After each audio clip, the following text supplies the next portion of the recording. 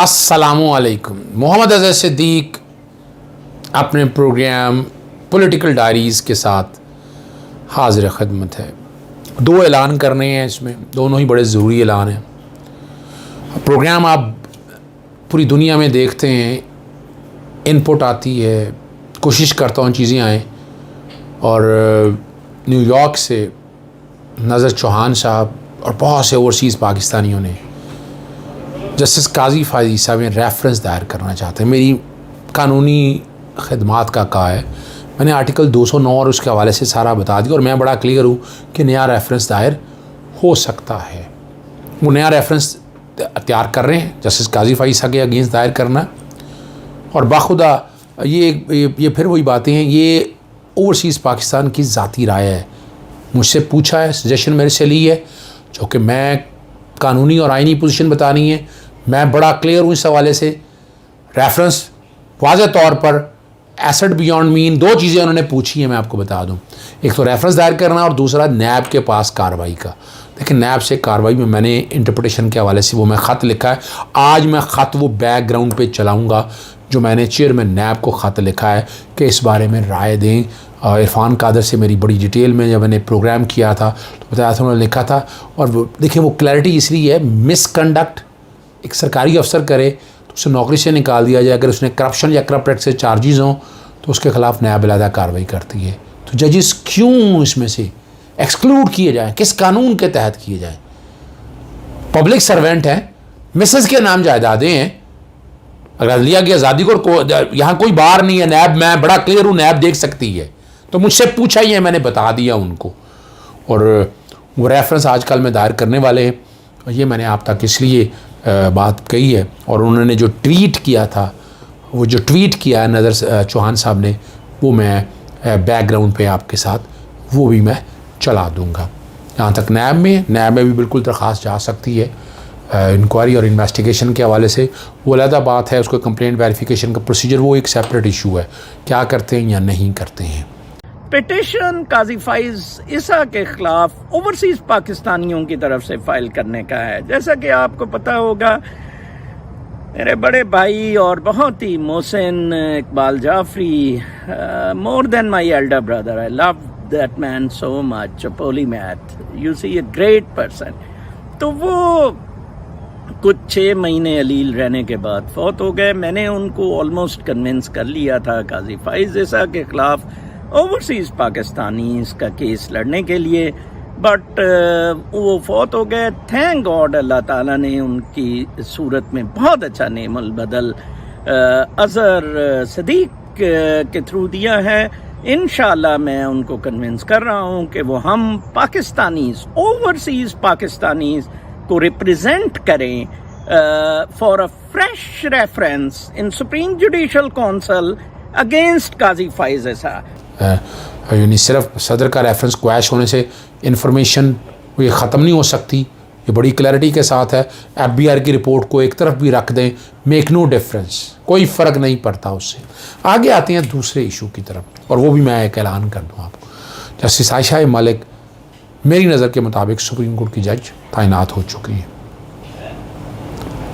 जो 4 मेंबर जिन्होंने इख्तलाफ किया है, उन्होंने मेरिट और कॉम्पिटेंसी पे नहीं किया, सीनियरिटी पे किया। अब सीनियरिटी है नहीं। आर्टिकल 177 बड़ा क्लियर है इस हवाले से, बड़ा क्लियर है। वो जो कि जस्टिस इफ्तिखार चौधरी का एजेंडा है, उस पर एनफोर्स होने के हवाले से ये किया है। PLD 2002 सुप्रीम कोर्ट 939 बैकग्राउंड पे चल रही होगी वो जजमेंट। इसमें सीनियरिटी अब तक 41 जजेस जो है ना, सीनियरिटी का कोई प्रिंसिपल नहीं है, सुप्रीम कोर्ट में तैनात हो चुके हैं। वो सिंध हाई कोर्ट के हों, लाहौर हाई कोर्ट के हों, पेशावर हाई कोर्ट के हों, ये बड़ी क्लैरिटी के साथ है, बड़ी क्लैरिटी के साथ ये चीज़ें मौजूद हैं। इसमें कोई दो राय नहीं है। और मैंने चैलेंज भी किया था, मैंने बार में भी कहा, और आज मैं मुख्तलिफ बार में जो सियासी लीडर इलेक्शन लड़ रहे हैं ना, उनसे बड़ी डिटेल में बात हुई है। वो बड़े क्लियर हैं इस हवाले से। चूँकि इलेक्शन है सुप्रीम कोर्ट बार के, इसलिए एक दूसरे को ऊंचा नीचा दिखाने के लिए पॉलिटिक्स हो रही है। उन्होंने कहा आज से पहले, अब कई मैं लीडरों के नाम नहीं मैं ले रहा, अभी मैं नहीं नाम ले रहा उनके, लेकिन उन्होंने कहा कि सीनियरिटी का प्रिंसिपल है ही नहीं। और सबसे ज़्यादा जो दबाव डाला हुआ है ना इस सारे काम के लिए, वो प्रोफेशनल ग्रुप ने, मेरी समझ से बाहर है क्यों डाला हुआ है। क्या ऐसी बात है और क्या वजह है। और लोग तो बड़ा वाज़ेह तौर पर कहते हैं कि सारे मसले में कि जस्टिस काजी फ़ाइज़ ईसा जो ग्रुप के हवाले से जो बात करते हैं, पता नहीं ग्रुप है या नहीं है, वो कई चीज़ें ऐसी बातें कर मैं नहीं जिक्र करना चाहता इस हवाले से। तो मैं अगला जो ऐलान आपके सामने है कि इस हवाले से मैं पटिशन सुप्रीम कोर्ट में दायर करने वाला हूँ। मेरी लीगल टीम ने काम शुरू कर दिया है और इसकी जो है ना वजाहत सुप्रीम कोर्ट ने करनी है।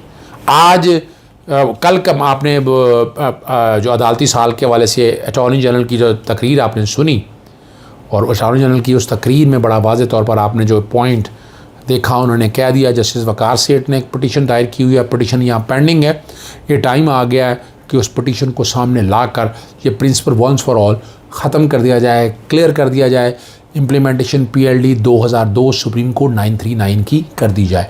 मैं फिर क्लियर किया था कि अगर सीनियरिटी का प्रिंसिपल आइन के आर्टिकल 193 के तहत हाई कोर्ट में नहीं है, सेशन जजेस कोई सीनियरिटी किसी ने शोर नहीं डाला है, ये अभी शोर क्यों पड़ गया है, अब क्या वजह है? सियासत हो रही है, सारे बड़े क्लियर, ये सिर्फ सियासत हो रही है।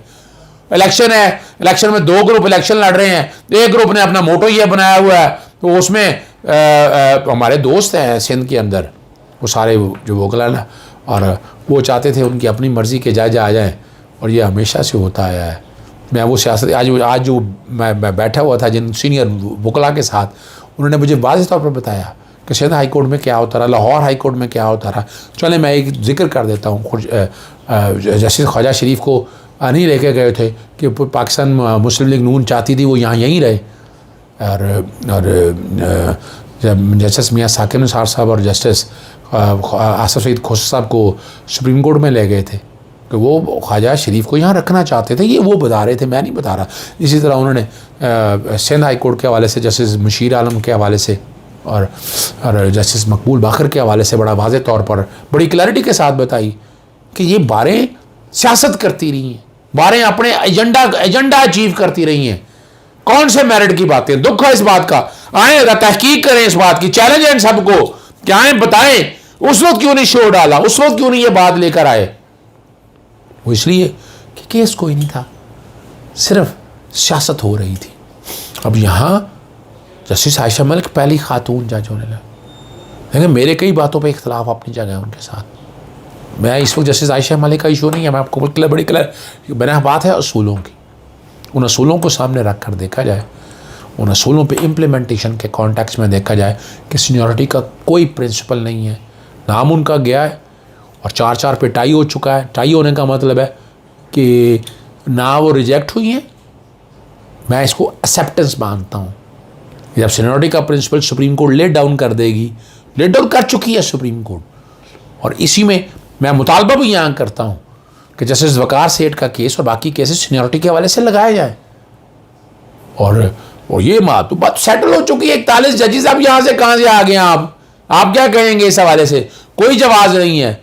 सिर्फ वो और जो इफ्तिखार चौधरी साहब एजेंडा लेके आए थे बैरूनी एजेंटों का, और जो वकला तहरीक के अंदर जो बीज बोए थे और जो मकसद था कि पाकिस्तान को डिस्टेबलाइज करना है, पाकिस्तान की अदलिया में पसंद और नापसंद के जजेस लाने ताकि पसंद के फैसले लिए जा सकें, और वो बीज इसलिए बोया और उसकी वजह ये है कि 5th जनरेशन वार का हिस्सा बने और इदारों के ख़िलाफ़ बातें की जाएं।